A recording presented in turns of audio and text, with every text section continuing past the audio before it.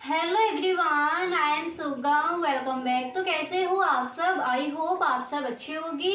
स्वागत है आप सभी का आपके अपने एसपी स्टडी यूट्यूब चैनल पर। तो गाइस, जैसा कि आपने कहा था कि एक ऐसा वीडियो बना दीजिए। गाइस, जैसा कि आपने कहा था कि एक ऐसा वीडियो बना दीजिए जिसमें अर्थशास्त्र के सभी महत्वपूर्ण क्वेश्चन दीजिए। यानी आपका पूरा एक पेपर बना दिया है। यहाँ पर आपको वही क्वेश्चंस मिलेंगे जो इस बार के बोर्ड एग्जाम के लिए इम्पोर्टेंट हैं। ठीक है, तो गाइस आपको ये वीडियो एंड तक देखना है। तो यहाँ पर देखिए, पहले जो आपके ऑब्जेक्टिव क्वेश्चन आते हैं उनको देखते हैं कि कौन कौन से आपको तैयार करने हैं। ठीक है, तो देखिए पहला प्रश्न है कि अर्थशास्त्र के जनक कौन थे। इम्पोर्टेंट क्वेश्चन है, कई बार पूछा भी गया है। तो अर्थशास्त्र के जनक कौन थे? यहाँ पर ए नंबर पर ऑप्शन है जेबी से, बी नंबर पर है माल्थस, सी नंबर पर है Adam Smith and D number पर है रिकार्डो। तो अर्थशास्त्र के जो जनक हैं वो कौन हो जाएंगे? Adam Smith. यानी जो आपका सी नंबर पर ऑप्शन है यही हो जाएगा आपका राइट ऑप्शन। क्लियर। इसी तरह से जो आपका नेक्स्ट है उसको भी देख लेते हैं। तो अगला प्रश्न है कि भारत में पाई जाती है यानी कैसी अर्थव्यवस्था? ए नंबर पर ऑप्शन है समाजवादी अर्थव्यवस्था, बी नंबर पर है मिश्रित अर्थव्यवस्था एंड सी नंबर पर है साम्यवादी अर्थव्यवस्था एंड डी नंबर पर ऑप्शन है पूंजीवादी अर्थव्यवस्था। तो भारत में कौन सी अर्थव्यवस्था पाई जाती है? हमें पता है भारत में मिश्रित अर्थव्यवस्था पाई जाती है। ठीक है, तो यहाँ पर जो आपका बी नंबर पर ऑप्शन है यही हो जाएगा आपका राइट ऑप्शन। तो यहाँ पर गाइस जितने भी क्वेश्चंस आपको बताए थे ऑब्जेक्टिव क्वेश्चन यहीं पर आप याद कर लोगे। इस तरह से वीडियो को देखना है। तो अर्थशास्त्र के जनक कौन थे? Adam Smith. याद हुआ। इसके बाद भारत में कौन सी अर्थव्यवस्था पाई जाती है? हम सबको पता है भारत में मिश्रित अर्थव्यवस्था पाई जाती है। ठीक है, अब इसी तरह से जो आपका तीसरा प्रश्न क्या है उसको देखते हैं। तो यहाँ पर थर्ड नंबर पर आपका क्वेश्चन है कि चाय की कीमत में वृद्धि से चीनी की मांग में होगी। Very very most important question है और ये कई बार पूछा भी गया है। तो प्रश्न क्या है कि चाय की कीमत में वृद्धि से चीनी की मांग में होगी, तो क्या होगी? ए नंबर पर ऑप्शन है कमी, बी नंबर पर है स्थिरता, सी नंबर पर है वृद्धि, इसी तरह से डी नंबर पर है ये सभी। तो चाय की कीमत में वृद्धि से चीनी की मांग में क्या होगी? कमी होगी। यानी यहाँ पर जो आपका ए नंबर पर ऑप्शन है यही हो जाएगा आपका राइट ऑप्शन। क्लियर।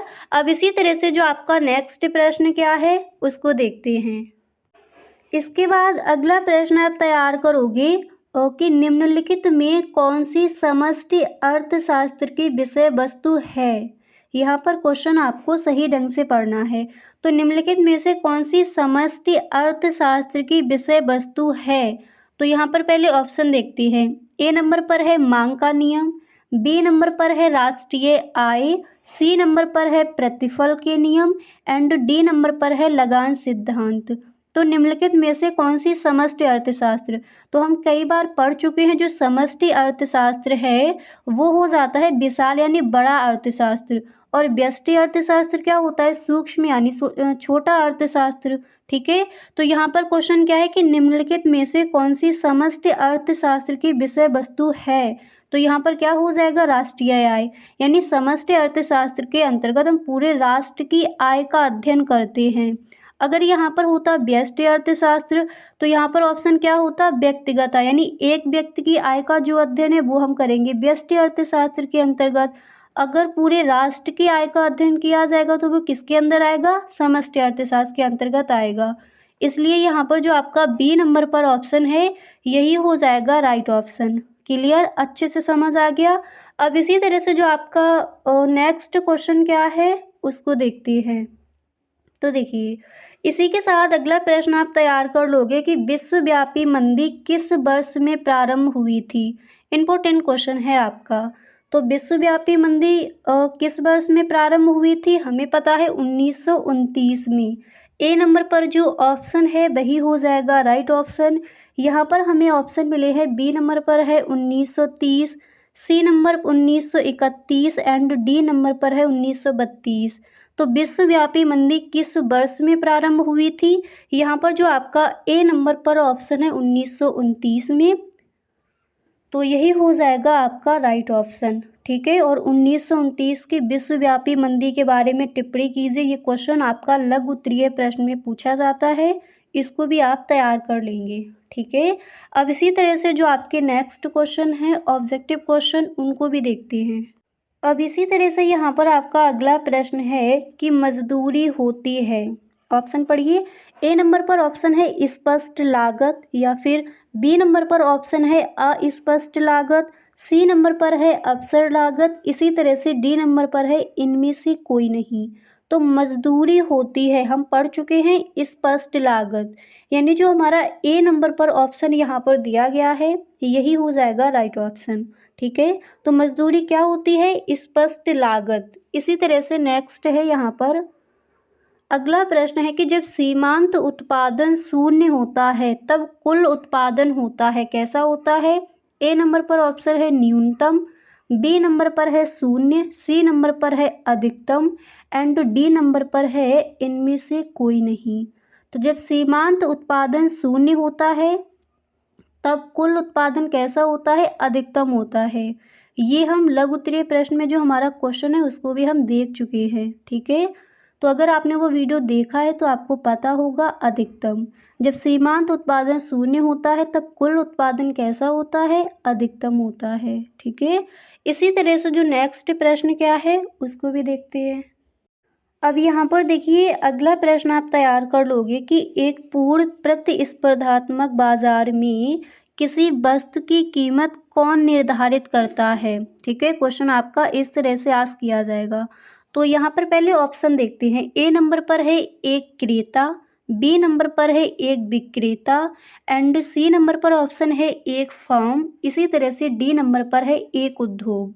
तो एक पूर्ण प्रतिस्पर्धात्मक बाजार में किसी वस्तु की कीमत कौन निर्धारित करता है? तो हमें पता है यहाँ पर जो हमारा डी नंबर पर ऑप्शन है वही हो जाएगा राइट ऑप्शन, एक उद्योग। ठीक है, अब इसके बाद अगला प्रश्न देखिए, जो आपका ये चैप्टर कौन सा है? पूर्ण प्रतिस्पर्धा की स्थिति में फर्म का सिद्धांत। तो इससे कई सारे आपके ऑब्जेक्टिव क्वेश्चन दिए जाते हैं बोर्ड एग्जाम में। ठीक है, तो इसी तरह से ये भी आपको तैयार कर लेना है कि पूर्ण प्रतियोगी बाजार में वस्तु की कीमत कौन निर्धारित करता है। ये कई बार क्वेश्चन पूछा भी गया है। ठीक है, तो पूर्ण प्रतियोगी बाजार में वस्तु की कीमत कौन निर्धारित करता है? पहले ऑप्शन देखते हैं। तो ए नंबर पर ऑप्शन है उपभोक्ता, बी नंबर पर है उत्पादक, सी नंबर पर है सरकार एंड डी नंबर पर है उद्योग की मांग और आपूर्ति की शक्तियाँ। तो यहाँ पर हमारा जो डी नंबर पर ऑप्शन है उद्योग की मांग और आपूर्ति की शक्तियाँ, यही हो जाएगा हमारा राइट ऑप्शन। क्लियर? अब इसी तरह से जो आपका नेक्स्ट प्रश्न क्या है उसको भी देख लेते हैं। तो आप देख सकते हो जो आपका अगला प्रश्न है यहाँ पर दिया गया है कि अन्य वस्तुओं के उत्पादन में आगत के रूप में प्रयुक्त होने वाली वस्तुएं कहलाती हैं। तो क्या कहलाती हैं?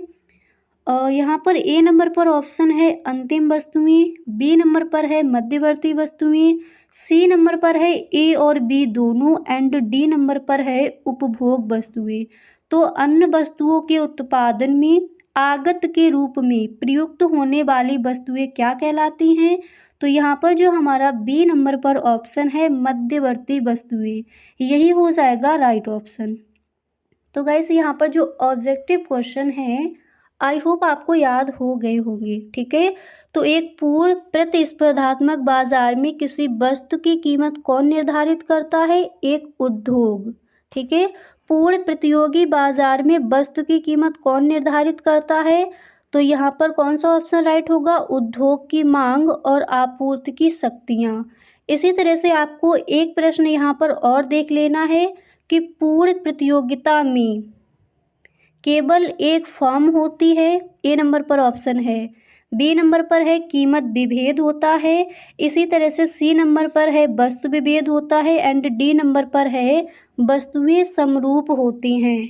तो यहाँ पर जो डी नंबर पर ऑप्शन है वस्तुएं समरूप होती हैं। तो पूर्ण प्रतियोगिता में वस्तुएं समरूप होती हैं, इसको भी आपको तैयार कर लेना है, ठीक है। एंड यहाँ पर नेक्स्ट क्या था कि अन्य वस्तुओं के उत्पादन में आगत के रूप में प्रयुक्त होने वाली वस्तुएं क्या कहलाती हैं? मध्यवर्ती वस्तुएं। तो यहाँ पर देखिए आपके 10 ऑब्जेक्टिव क्वेश्चन दिए जाते हैं, ठीक है। तो जो आपके इम्पोर्टेंट हैं उनको यहाँ पर आपको बता दिया गया।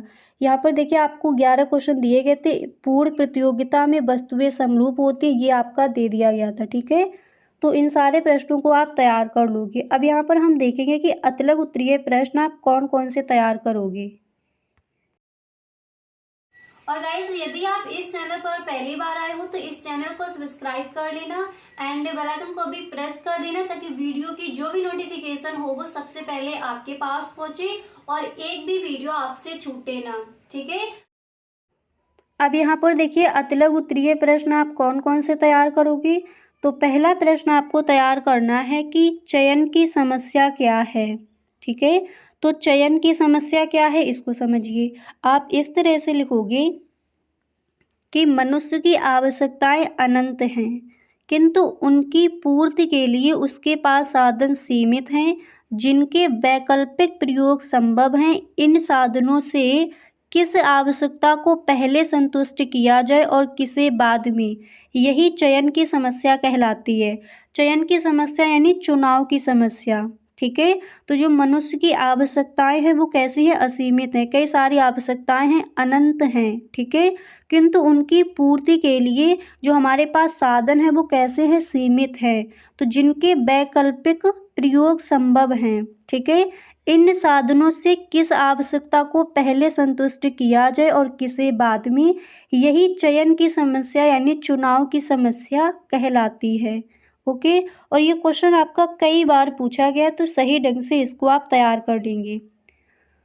इसके बाद जो आपका सेकंड क्वेश्चन है वो आप तैयार करोगे कि सूक्ष्म अर्थशास्त्र या फिर व्यष्टि अर्थशास्त्र क्या है, इसको यानी व्यष्टि अर्थशास्त्र की परिभाषा क्या हो जाएगी, इसको आपको तैयार करना है। तो देखिए इसकी परिभाषा आप किस तरह से लिखोगे। तो व्यष्टि अर्थशास्त्र की परिभाषा हो जाएगी, व्यष्टि अर्थशास्त्र अर्थव्यवस्था की विशिष्ट आर्थिक इकाइयों तथा व्यक्तिगत इकाइयों का अध्ययन करता है। किस तरह से लिखोगे? व्यष्टि अर्थशास्त्र अर्थव्यवस्था की विशिष्ट आर्थिक इकाइयों तथा व्यक्तिगत इकाइयों का अध्ययन करता है। इसके अंतर्गत एक फर्म, एक उद्योग, एक वस्तु अथवा एक आर्थिक कारक यानी इकाई का अध्ययन किया जाता है, ठीक है। तो वो हो जाता है व्यष्टि अर्थशास्त्र यानी सूक्ष्म अर्थशास्त्र, छोटा अर्थशास्त्र।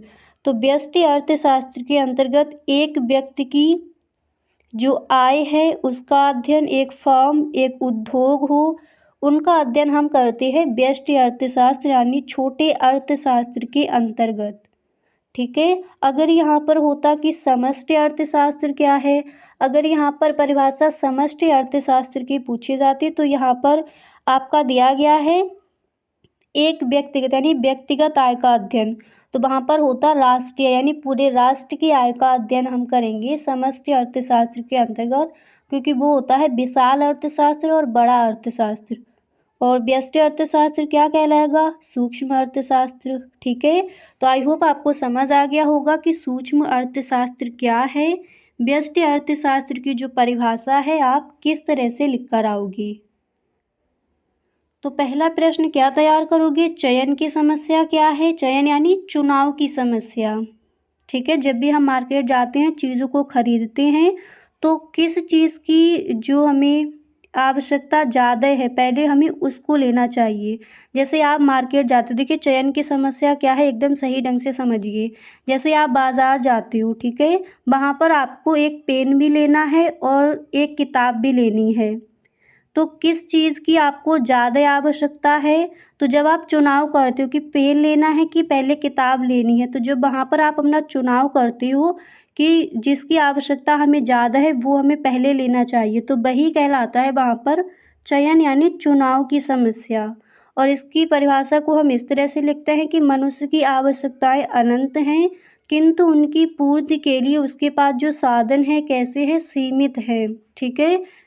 और जिनके वैकल्पिक प्रयोग संभव हैं, इन साधनों से किस आवश्यकता को पहले संतुष्ट किया जाए और किसे बाद में, यही चयन की या फिर यही चुनाव की समस्या कहलाती है। अच्छे से समझ आ गया। अब इसी तरह से जो आपका नेक्स्ट क्वेश्चन क्या है, अगला प्रश्न आप क्या तैयार करोगी उसको देखते हैं। अब इसके बाद देखिए जो आपका अगला प्रश्न है आप तैयार कर लोगे कि अनधिमान तटस्थता वक्र क्या होता है, क्या होते हैं, ठीक है इसको। तो देखिए इसका जो आंसर होगा आप किस तरह से लिखोगे, आपको इस तरह से लिखकर आना है कि अनधिमान वक्र दो वस्तुओं के उन सभी संयोगों को दर्शाता है जिनसे उपभोक्ता को समान संतुष्टि प्राप्त होती है। अनधिमान वक्र दो वस्तुओं के उन सभी संयोगों को दर्शाता है जिनसे उपभोक्ता को समान संतुष्टि प्राप्त होती है, क्योंकि दो वस्तुओं के विभिन्न यानी अलग अलग संयोगों से प्राप्त होने वाली संतुष्टि समान होती है, इसलिए वे उन संयोगों के प्रति समान रूप से अधिमान रखता है, किसी विशेष संयोग को अधिमान नहीं देता है। ठीक है, तो अनधिमान तटस्थता वक्र क्या होते हैं, आई होप आपको समझ आ गया होगा। क्लियर। अब इसी तरह से जो आपका अगला प्रश्न क्या है उसको देखते हैं। देखिए इसी के साथ आपको ये क्वेश्चन भी तैयार कर लेना है कि मांग का नियम क्या है। ओके, तो देखिए मांग का नियम क्या है, हम सबको याद है, आप इस तरह से लिख कर आओगे कि वस्तु के मूल्य में वृद्धि होने से, बहुत इजी है, वस्तु के मूल्य में वृद्धि होने से उसकी मांग कम हो जाती है और उस वस्तु के मूल्य में कमी होने पर वस्तु की जो मांग है वो बढ़ जाती है, यही मांग का नियम कहलाता है। मांग का नियम क्या है, यानी जब वस्तुओं की जो मूल्य है उनमें वृद्धि होगी तो उसकी मांग में क्या हो जाएगी, कमी हो जाएगी, और अगर वस्तु के जो मूल्य हैं उनमें कमी होती है तो वस्तु की मांग में क्या होगी, वृद्धि होगी। यानी जब हम मार्केट जाते हैं तो जब चीज़ें हमें सस्ती मिलती हैं तो हम ज़्यादा खरीदते हैं, अगर वही चीज़ महंगी है तो कम खरीदेंगे, यही कहलाता है मांग का नियम। ठीक है, किस तरह से लिखोगे, वस्तु के मूल्य में वृद्धि होने से उसकी मांग कम हो जाती है और वस्तु के मूल्य में कमी होने पर वस्तु की मांग बढ़ जाती है या फिर वृद्धि होती है, यही मांग का नियम कहलाता है। क्लियर।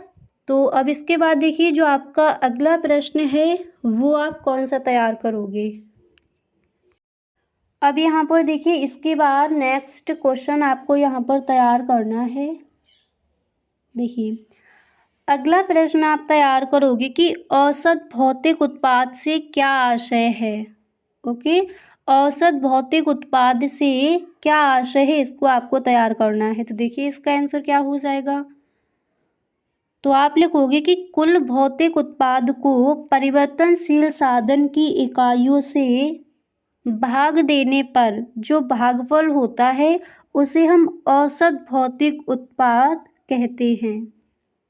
किस तरह से लिखना है, कुल भौतिक उत्पाद को परिवर्तनशील साधन की इकाइयों से भाग देने पर जो भागफल प्राप्त होता है उसे ही औसत भौतिक उत्पाद कहते हैं।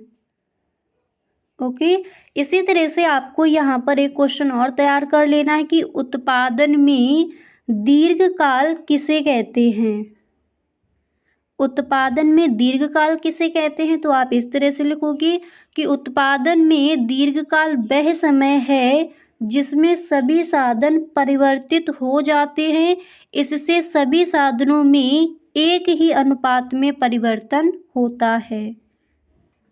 ठीक है, उत्पादन में दीर्घकाल वह समय है जिसमें सभी साधन परिवर्तित हो जाते हैं, इससे सभी साधनों में एक ही अनुपात में परिवर्तन होता है, वही उत्पादन में दीर्घकाल कहलाता है।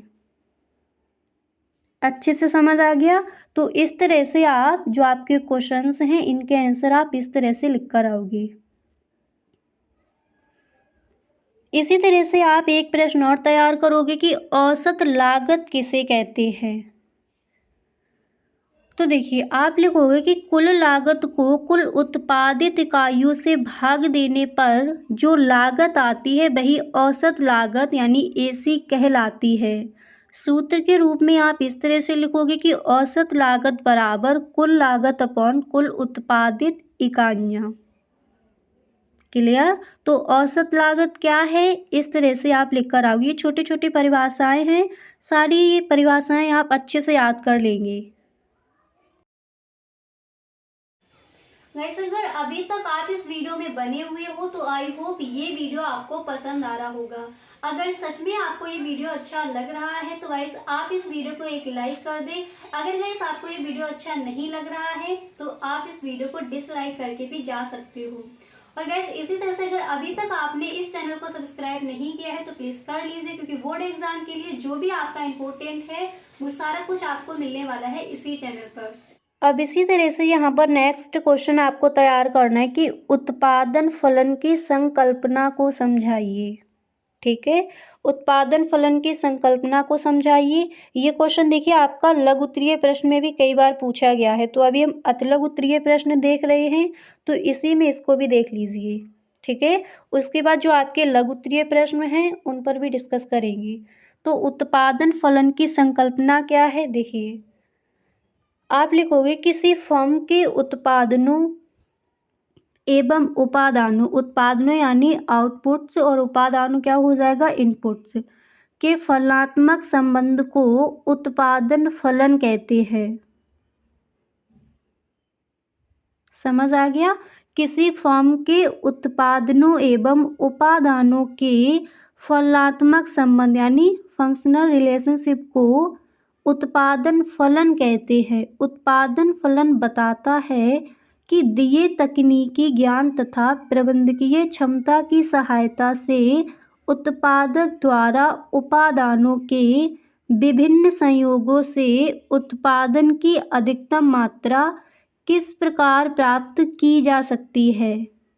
यह संकल्पना केवल भौतिक मात्रात्मक संबंध पर आधारित है, इसमें मूल्यों का समावेश नहीं होता। फिर आप इस तरह से लिखोगे कि उत्पादन फलन QX बराबर F, कोष्टक में आपको लिखना है ABCD। फिर आपको बताना है जहाँ QX बराबर X है वस्तु का भौतिक उत्पादन, ABCD यहाँ पर है उत्पत्ति की अलग अलग साधन यानी उत्पत्ति के विभिन्न साधन। इसके बाद यहाँ पर आप लिखोगे कि लेफ्टविच के अनुसार, जो आपके अर्थशास्त्री है लेफ्टविच, तो इन्होंने इसकी जो डेफिनेशन है वो किस तरह से बताई है उसको देखिए। तो इन्होंने कहा है कि उत्पादन फलन का अभिप्राय फर्म के उचित साधनों और प्रति समय इकाई वस्तुओं और सेवाओं के बीच का भौतिक संबंध है, जबकि मूल्यों को छोड़ दिया जाए। ठीक है, इसके बाद यहाँ पर आप लिखोगे वाटसन के अनुसार, जो आपके अर्थशास्त्री है वाटसन, इन्होंने इसकी परिभाषा को किस तरह से दिया है उसको समझाना है। तो आप लिखोगे कि एक फर्म के भौतिक उत्पादन और उत्पादन के भौतिक साधनों के संबंध को उत्पादन फलन कहा जाता है। तो आई होप आपको समझ आ गया होगा कि उत्पादन फलन की संकल्पना को समझाइए। ये जो आपका क्वेश्चन है इसका जो आंसर है आप किस तरह से लिख कर आओगे। ठीक है, अब देखिए इसी तरह से नेक्स्ट प्रश्न आप तैयार करोगे।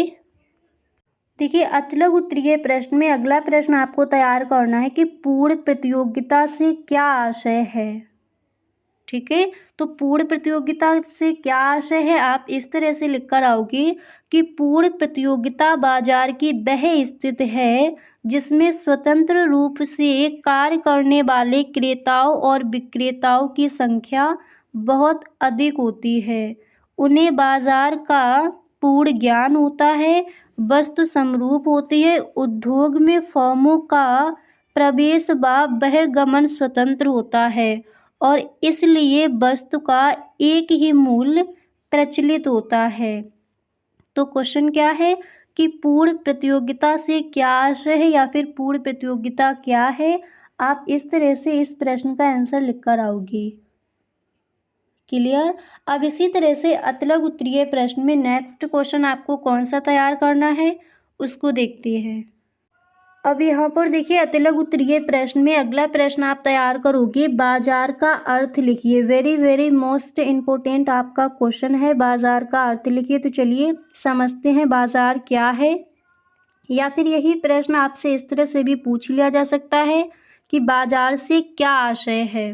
ठीक है, तो आप इस तरह से लिखकर आओगे कि प्रत्येक प्रकार के विनिमय हेतु बाजार की आवश्यकताएं होती है। साधारण भाषा में बाजार से आशय किसी स्थान विशेष से लगाया जाता है जहां पर किसी वस्तु या वस्तुओं के क्रेता तथा विक्रेता एकत्रित होते हैं और वस्तुओं का क्रय विक्रय यानी लेन देन करते हैं। किंतु अर्थशास्त्र में बाजार शब्द का अर्थ अधिक व्यापक रूप में लिया जाता है। आर्थिक दृष्टिकोण से बाजार का अर्थ उस समस्त क्षेत्र से होता है जिसमें किसी वस्तु के क्रेता तथा विक्रेता फैले हुए होते हैं तथा उनसे स्वतंत्र प्रतियोगिता पाई जाती है। तो बाजार का अर्थ क्या है, या फिर बाजार से क्या आशय है, या फिर बाजार की परिभाषा दीजिए। तो आप इस तरह से लिखकर आओगे।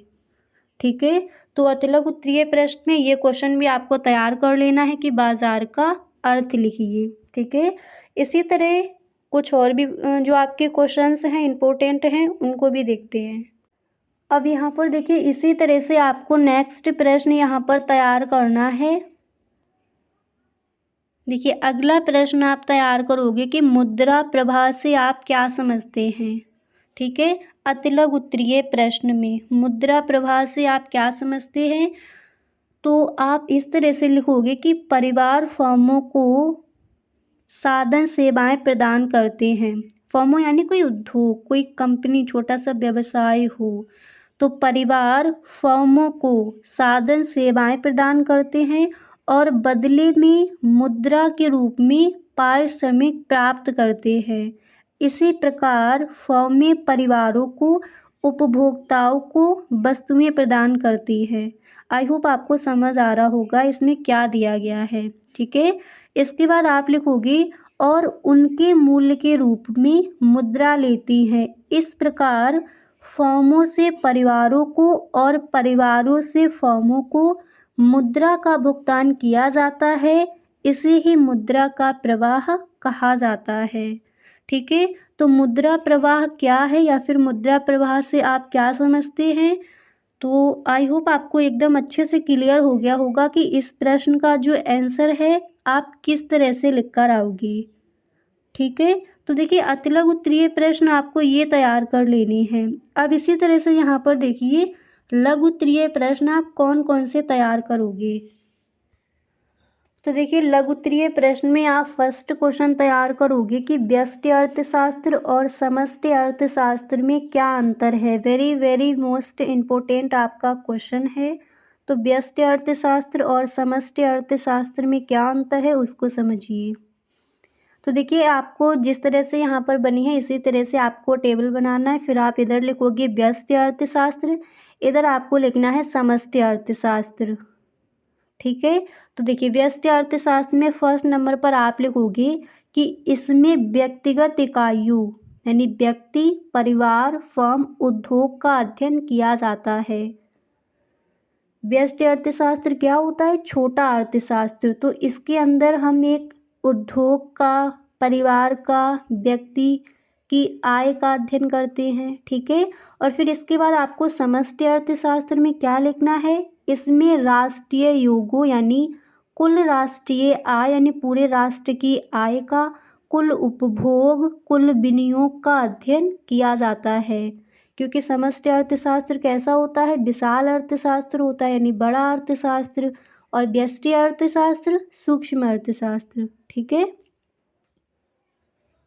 इसके बाद सेकंड नंबर पर आप लिखोगे व्यष्टि अर्थशास्त्र में यह संपूर्ण अर्थव्यवस्था का अध्ययन करता है। और आपको समष्टि अर्थशास्त्र में क्या लिखना है, यह अर्थव्यवस्था के एक अंग का अध्ययन करता है। ठीक है, इसके बाद तीसरे नंबर पर आपको व्यष्टि अर्थशास्त्र में लिखना है यह संसाधनों के अपूर्ण रोजगार की मान्यता पर आधारित है। और आपको समष्टि अर्थशास्त्र में लिखना है यह संसाधनों के अपूर्ण रोजगार की मान्यता पर आधारित है। इसके बाद आपको व्यष्टि अर्थशास्त्र में लिखना है कि इसकी केंद्रीय समस्या कीमत निर्धारण है। और समष्टि अर्थशास्त्र में आप लिखोगे इसकी केंद्रीय समस्या उत्पादन तथा रोजगार का निर्धारण है। इसके बाद नेक्स्ट आपको यहाँ पर लिखना है व्यष्टि अर्थशास्त्र में कि यह विधि आंशिक संतुलन विश्लेषण विधि कहलाती है। और समष्टि अर्थशास्त्र में लिखोगे यह विधि सामान्य संतुलन विश्लेषण विधि कहलाती है। ठीक है, तो इस तरह से आप व्यष्टि अर्थशास्त्र और समष्टि अर्थशास्त्र में अंतर लिखकर आओगी। अच्छे से समझ आ गया। अब इसी के साथ देखिए लघु उत्तरीय प्रश्न में सेकंड क्वेश्चन आप तैयार करोगे कि मांग की लोच को निर्धारित करने वाले कारकों को लिखिए। तो आप देखिए इस तरह से लिखकर आओगे कि मांग की लोच को निर्धारित करने वाले मुख्य कारक निम्नलिखित हैं। पहले आपको इस तरह से एक लाइन लिखनी है। उसके बाद फर्स्ट हेडिंग आप डालोगे वस्तु की प्रकृति। फिर इसमें आप इस तरह से लिखोगे कि सामान्यतः अनिवार्य आवश्यकताओं की पूर्ति करने वाली वस्तुओं की मांग बेलोचदार होती है क्योंकि इन आवश्यकताओं को अधिक समय तक असंतुष्ट नहीं रखा जा सकता। इसके विपरीत आरामदायक आवश्यकताओं की पूर्ति करने वाली वस्तुओं की मांग औसत लोचदार तथा विलासिता की वस्तुओं की मांग अधिक या अत्यधिक लोचदार होती है। तो मांग की लोच को निर्धारित करने वाले कारकों को लिखिए। तो यहाँ पर फर्स्ट हेडिंग क्या डालोगे वस्तु की प्रकृति। इसके बाद सेकेंड आप डालोगे वस्तु की कीमत। और फिर इसमें आपको लिखना है प्रायः जिन वस्तुओं की कीमत ऊंची होती है उनकी मांग अधिक लोचदार होती है। जिन वस्तुओं की कीमत मध्यम श्रेणी की होती है उनकी मांग की लोच सामान्य होती है, जबकि बहुत सस्ती या बहुत कम मूल्य वाली वस्तुओं की मांग बहुत कम लोचदार या बेलोचदार होती है। इसके बाद ब्लैक पेन से आप हेडिंग डालोगे प्रोफेसर मार्शल के अनुसार या फिर प्रोफेसर मार्शल के शब्दों में। ये जो आपके अर्थशास्त्री हैं। फिर यहाँ पर आपको इन्वर्टेड कॉमा बिगिन करना है। आप लिखोगे कि मांग की लोच ऊंची कीमतों के लिए पर्याप्त होती है और जैसे जैसे कीमतें घटती जाती हैं वैसे वैसे लोच भी घटती जाती है। और यदि कीमतें इतनी गिर जाती है कि तृप्ति की सीमा आ जाती है तो लोच धीरे धीरे विलीन हो जाती है। इसके बाद यहाँ पर आप तीसरी हेडिंग डालोगे स्थानापन्न वस्तुओं की उपलब्धि। फिर इसमें आपको लिखना है यदि किसी वस्तु की अनेक स्थानापन्न वस्तुएं उपलब्ध हों तो उसकी मांग अधिक लोचदार होगी क्योंकि वस्तु की कीमत में वृद्धि होने पर अन्य स्थानापन्न वस्तुओं का प्रयोग किया जाने लगेगा। इस प्रकार स्थानापन्न वस्तुओं की कीमतें भी मांग की लोच को प्रभावित करती हैं। इसके बाद यहाँ पर चौथी हेडिंग आपको डालनी है वस्तु के वैकल्पिक प्रयोग। इसमें आप लिखोगे प्रायः जिन वस्तुओं के वैकल्पिक प्रयोग संभव होते हैं उनकी मांग अधिक लोचदार होती है, जैसे विद्युत की मांग अधिक लोचदार होती है। इसके बाद यहाँ पर नेक्स्ट हेडिंग आप डालोगे प्रयोग का स्थगन। इसमें आप लिखोगे यदि वस्तु ऐसी है जिसके प्रयोग को सरलता से भविष्य के लिए स्थगित किया जा सकता है तो उसकी मांग अधिक लोचदार होगी। लेकिन यदि वस्तु के प्रयोग को स्थगित नहीं किया जा सकता अर्थात यदि वस्तु का क्रय करना अत्यंत आवश्यक है तो वस्तु की मांग बेलोचदार होगी।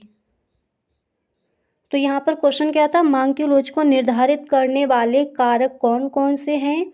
तो इस तरह से आपको फर्स्ट हेडिंग क्या डाली है वस्तु की प्रकृति, वस्तु की कीमत।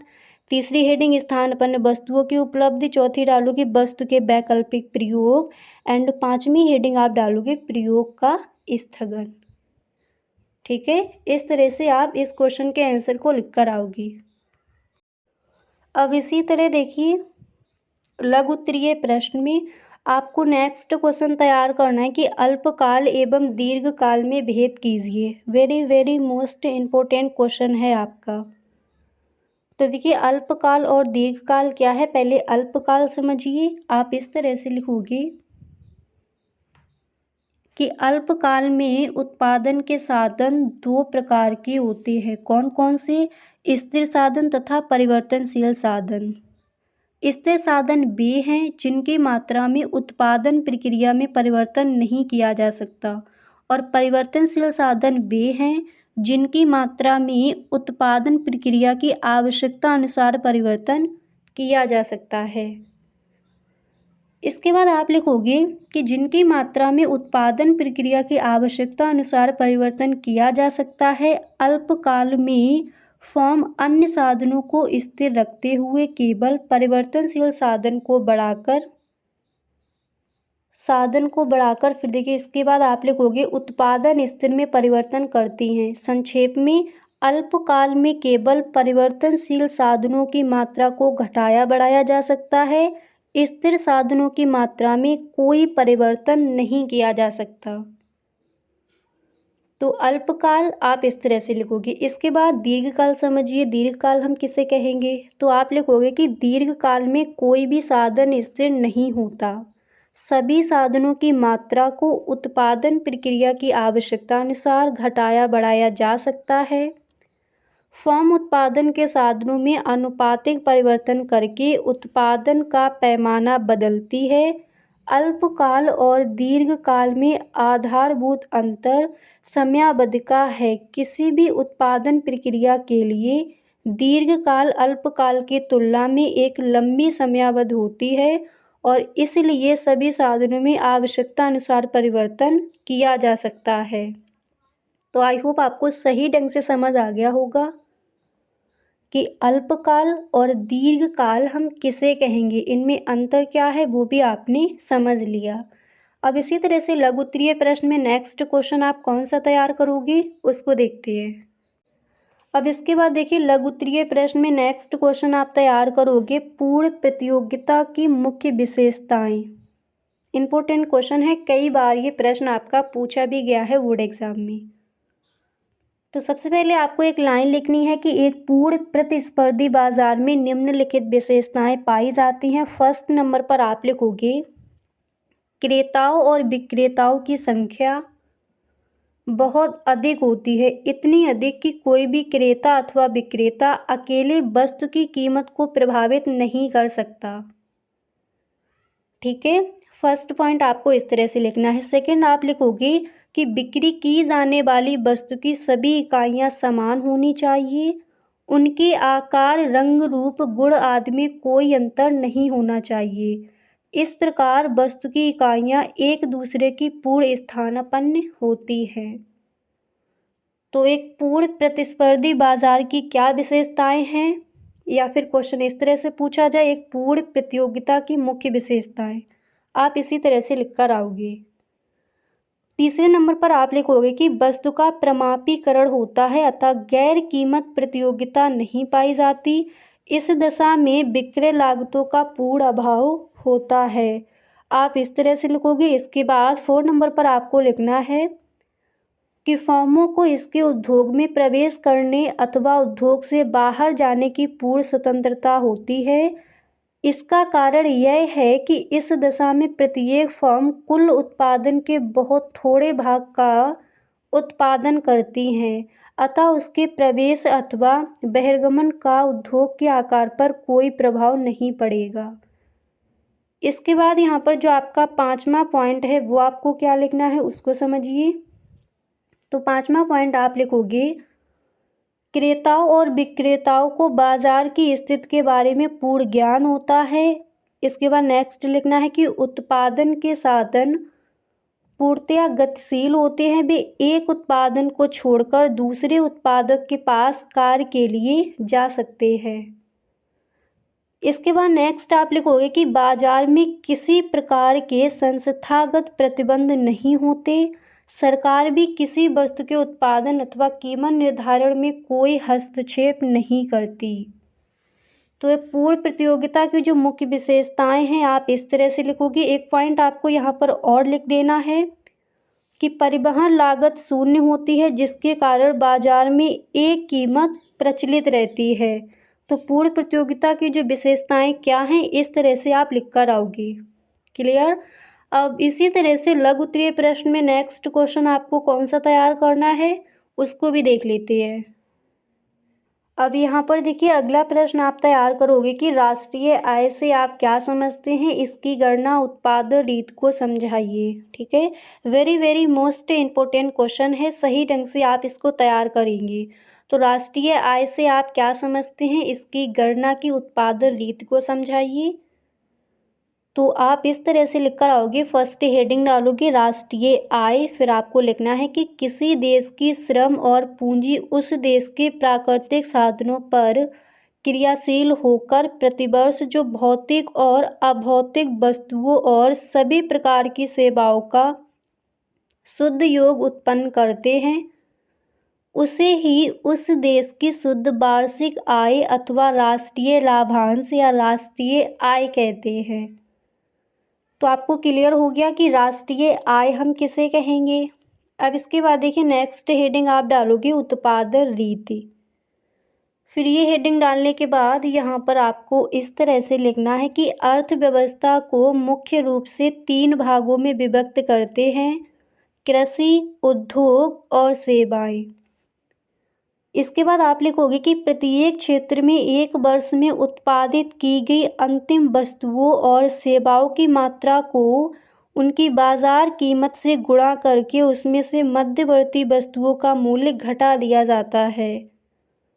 इसके बाद तीनों क्षेत्रों में योग को जोड़कर बाजार कीमतों पर सकल घरेलू उत्पाद यानी जीडीपी ज्ञात कर किया जाता है। इसके बाद निम्न सूत्र का प्रयोग करके राष्ट्रीय आय ज्ञात कर ली जाती है। आप लिखोगे राष्ट्रीय आय बराबर जीडीपी एमपी माइनस मूल्यह्रास माइनस शुद्ध अप्रत्यक्ष कर प्लस विदेशों से प्राप्त शुद्ध साधन आय।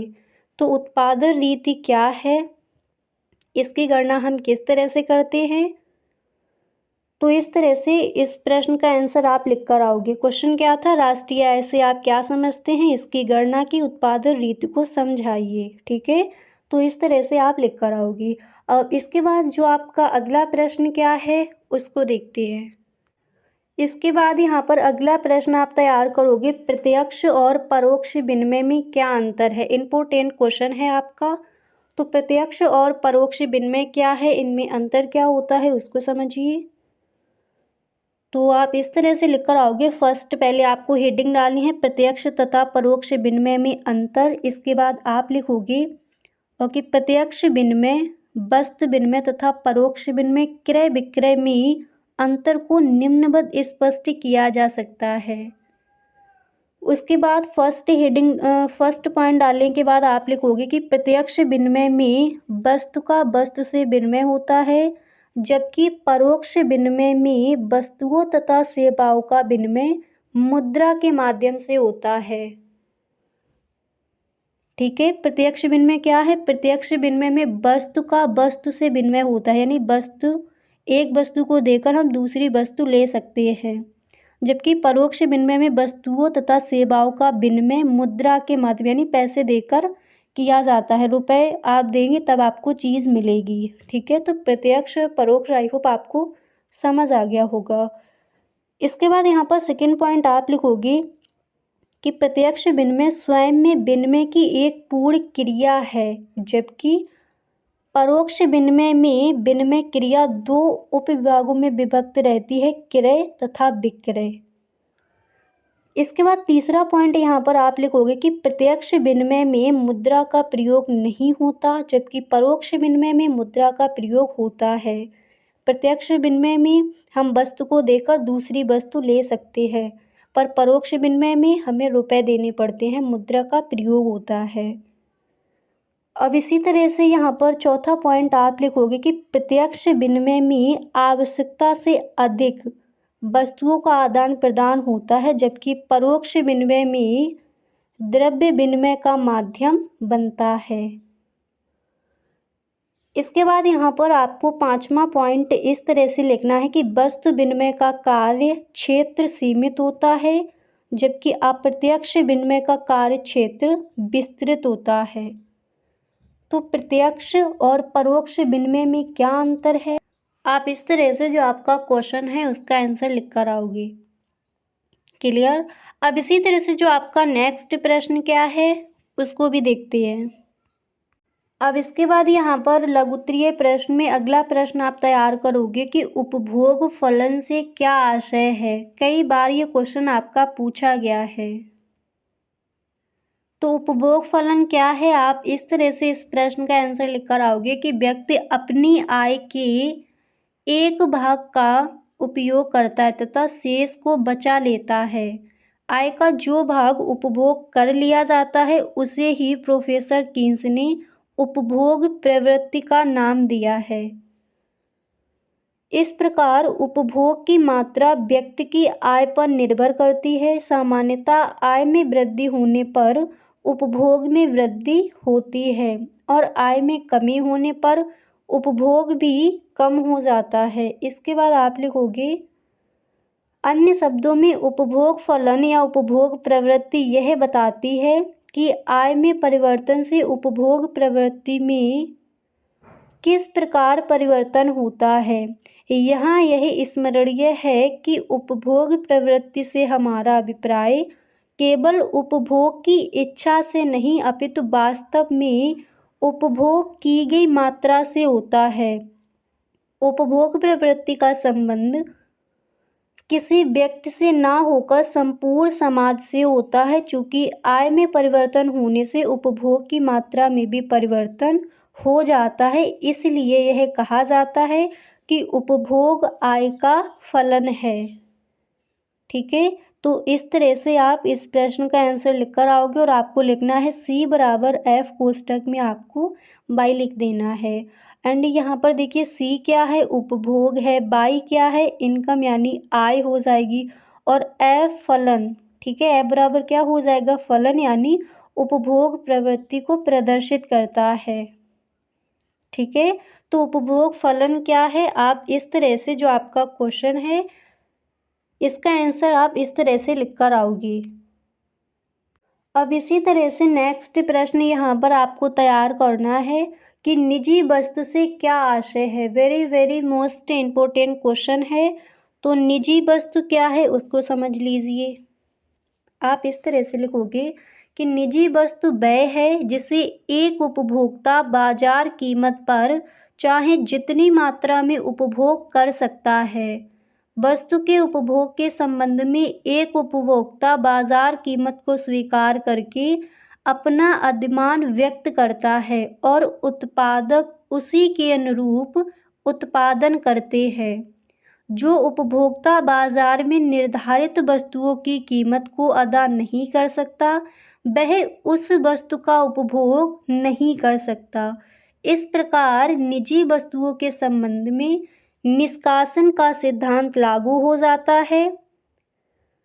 दूसरे शब्दों में वस्तु अथवा सेवा की एक निश्चित कीमत होती है और जो उपभोक्ता इस कीमत को अदा नहीं कर सकते वे इसके उपभोग से वंचित रह जाते हैं। तो हमारा प्रश्न क्या था कि निजी वस्तु से क्या आशय है। तो इसको आप एक बार दोबारा से समझ लीजिए। आपको किस तरह से लिखना है कि निजी वस्तु वह है जिसे एक उपभोक्ता बाजार कीमत पर चाहे जितनी मात्रा में उपभोग कर सकता है। उस वस्तु के उपभोग के संबंध में एक उपभोक्ता बाजार कीमत को स्वीकार करके अपना अधिमान व्यक्त करता है और उत्पादक उसी के अनुरूप उत्पादन करते हैं। जो उपभोक्ता बाजार में निर्धारित वस्तुओं की कीमत को अदा नहीं कर सकता वह उस वस्तु का उपभोग नहीं कर सकता। इसके बाद यहाँ पर आप लिखोगे इस प्रकार निजी वस्तु के संबंध में निष्कासन का सिद्धांत लागू हो जाता है। दूसरे शब्दों में वस्तु अथवा सेवा की एक निश्चित कीमत होती है और जो उपभोक्ता इस कीमत को अदा नहीं कर सकते वे इसके उपभोग से वंचित रह जाते हैं। तो आई होप आपको समझ आ गया होगा कि निजी वस्तु से क्या आशय है और इस प्रश्न का जो आंसर है आप किस तरह से लिखकर आओगे। तो लघु उत्तरीय प्रश्न में जो यहाँ पर आपको क्वेश्चंस बता दिए गए हैं, ये सारे ही प्रश्न आपके इम्पोर्टेंट हैं। इन सारे प्रश्नों को आप तैयार कर लेंगे। गाइस, अगर अभी तक आप इस वीडियो में बने हुए हो तो आई होप ये वीडियो आपको पसंद आ रहा होगा। अगर सच में आपको ये वीडियो अच्छा लग रहा है तो गाइस आप इस वीडियो को एक लाइक कर दें। अगर गाइस आपको ये वीडियो अच्छा नहीं लग रहा है तो आप इस वीडियो को डिसलाइक करके भी जा सकते हो। और गाइस इसी तरह से अगर अभी तक आपने इस चैनल को सब्सक्राइब नहीं किया है तो प्लीज कर लीजिए, क्योंकि बोर्ड एग्जाम के लिए जो भी आपका इम्पोर्टेंट है वो सारा कुछ आपको मिलने वाला है इसी चैनल पर। तो गाइस आज के लिए बस इतना ही, मिलते हैं नेक्स्ट वीडियो में। अगर सच में आपको वीडियो अच्छा लगा है तो अपने सभी दोस्तों में आप इस वीडियो को शेयर ज़रूर करें, ठीक है। तो देखिए यहाँ पर हमने अतिलघु उत्तरीय प्रश्न और कुछ लघु उत्तरीय प्रश्न भी देख लिए हैं। अब जो आपके विस्तृत उत्तरीय प्रश्न रह गए हैं वो हम देखेंगे नेक्स्ट वीडियो में, ठीक है। तो अगर अभी तक आपने इस चैनल को सब्सक्राइब नहीं किया है तो कर लीजिए, ताकि कोई भी वीडियो आपसे छूटे ना। Okay, thank you so much.